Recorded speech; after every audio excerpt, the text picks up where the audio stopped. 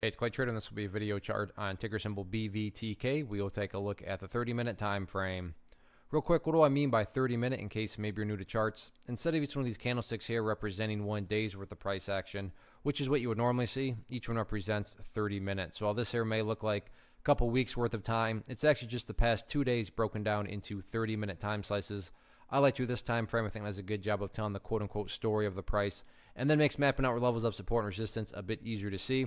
And definitely update's not really the right word, more so kind of confirmation of what I've been talking about for, what I'm going to talk about in this video. First thing I'm going to do is just some house cleaning, and we're going to really simplify this from a presentation standpoint. Yeah, that line still pertains, but I want to keep this as clean as possible. And at this point in time, it's really all about the two key famous moving averages. And even if you have just a surface deep understanding of charts, I'm sure you've heard of the 50 period and 200 period moving averages, and that's what we have here. So first up, we have the 200 period simple moving average, which is our long-term moving average, that pink line right there. And as I've talked about in past videos, this is definitely the key level of support going forward, meaning from the grand scheme of things, you definitely want to see the price stay above here. Any sort of closes below it, or worse if the price separates to the downside, that would symbolize the bears not only gaining more momentum, but really starting to take control of the chart. But that hasn't happened. On the flip side of things, we have the other famous moving average, that purple line right there, the 50 period.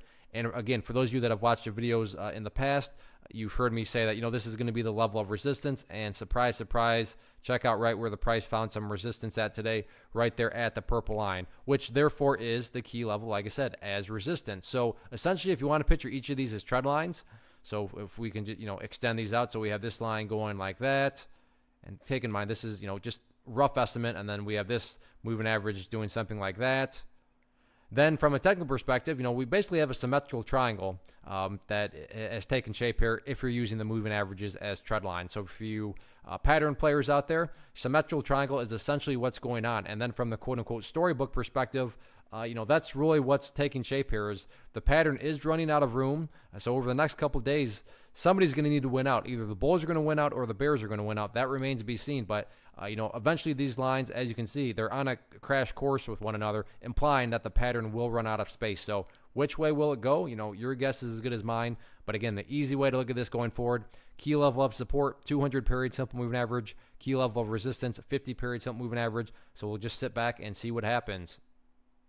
One of the biggest questions I get is, hey Clay, how do you find the stocks that you trade? So what I've done is put together a free resource guide where I talk about the tools that I use to locate stocks that I find interesting and think may have potential. So if that sounds like something that could add value to you as a trader, then click on the image that is up on the screen right now, and I will email you the guide. The guide itself is very short and to the point, and best part, it's completely free.